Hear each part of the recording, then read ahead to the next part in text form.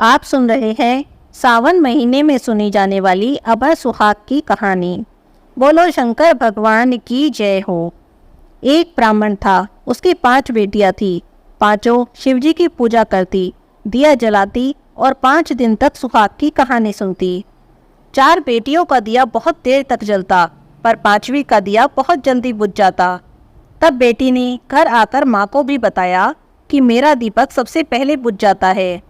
तब माँ बोली कि बेटी, उसमें घी थोड़ा ज़्यादा डाला कर। थोड़े समय बाद उन 5 का विवाह हो गया। चारों बेटियों के घर में बहुत धन था, पर 5वीं बेटी का पति रोज कमा कर लाता और खाता। फिर भी वह संतोष रखती थी और अपना नसीब मानकर दिन काट रही थी। एक दिन की बात है, 5वीं का पति थोड़ी ही लकड़ियाँ काटकर बेचने को लाया। तब उसकी पत्नी ने पूछा कि आज इतनी कम लकड़ियाँ क्यों लाए हो? तब उसने बोला कि मेरी तबीयत सही नहीं है। तब 5वीं बेटी ने कहा कि कोई बात नहीं, आप आराम करो। अगले दिन जब उसका पति वापस लकड़ी काटने जाने लगा, तब वह बोली कि मैं भी साथ चलूंगी। फिर वो दोनों साथ जाकर लकड़ियां काटने लगे। अभी थोड़ी ही लकड़ियां काटी थी कि उसके पति की तबीयत बिगड़ने लगी और वह बेहोश होकर गिर पड़ा। जंगल में दूर दूर तक कोई नहीं दिख रहा था। अब ना तो वह उसे अपने साथ ले जा सकती थी और ना ही उसे उठा सकती थी। तब उसने अपने पति का सिर अपनी गोद में रखा और जोर जोर से रोने लगी। रोते रोते बोली कि मैंने ऐसा क्या पाप किया है जो मेरा पति उठ ही नहीं रहा है। उसी समय महादेव पार्वती पृथ्वी पर भ्रमण करने हुए आए हुए थे।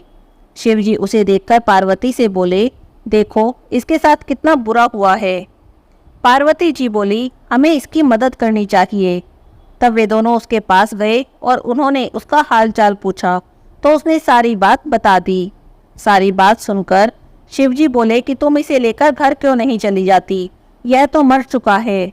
तब वह बोली, मैं तो कहीं नहीं जाऊंगी, और जोर जोर से रोने लगी।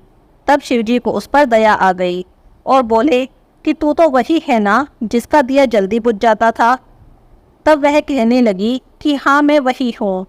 तब शिवजी बोले कि तूने दिया तो लगाया, पर कभी भी अमर सुहाग की कथा ध्यान से नहीं सुनी। तब उसने शिवजी के पैर पकड़ लिए और पैर पकड़कर बोली कि मेरे पति को जीवित कर दो, आप जैसा कहोगे मैं वैसा ही करूँगी। तब शिवजी ने उसके पति पर अमृत के छींटे मारे। तब उसका पति अंगड़ाई लेकर बैठ गया और बोला, मुझे तो बहुत अच्छी नींद आई। यह सुनकर उसकी पत्नी बोली, ऐसी नींद कोई दुश्मन को भी ना आवे। फिर वे दोनों घर चले गए। घर जाने से पहले लड़की ने अमर सुहाग की उद्यापन विधि के बारे में पूछा। तब शिवजी बोले, 5 कटोरियाँ, 5 चूड़े, मौली, सिंदूर, बिंदी, काजल, ब्लाउज के पीस, श्रद्धा अनुसार सुहाग का सामान और रुपए 5 कटोरों में रखकर मंदिर में चढ़ाएं या ब्राह्मणों को दें। 1 कटोरे में सभी सुहाग का सामान, ब्लाउज पीस और रुपए महादेव के मंदिर में चढ़ाएं। एक स्टील के दीपक में घी और बत्ती लगाकर महादेव के आगे जोत जलाएं और बची हुई 4 कटोरियों को अपनी बहन बेटियों, सास, ननंद, जेठानी या ब्राह्मणी को दे दें। इस विधि से जो भी व्रत करता है और उद्यापन करता है, उसके सभी मनोरथ पूरे हो जाते हैं। 5वीं बेटी ने भी विधि के अनुसार व्रत किया और उद्यापन किया। तब उसकी सारी परेशानियां दूर हो गई। घर में ठाट बाट हो गए। उन्हें संतान का सुख मिला और दोनों सुखपूर्वक अपना जीवन बिताने लगे। हे भोलेनाथ, जैसे आपने उस 5वीं बेटी को अमर सुहाग दिया, वैसे ही हर सुहागन को उसका सुहाग अमर रखना। बोलो शंकर भगवान की जय, पार्वती माता की जय। हर हर महादेव।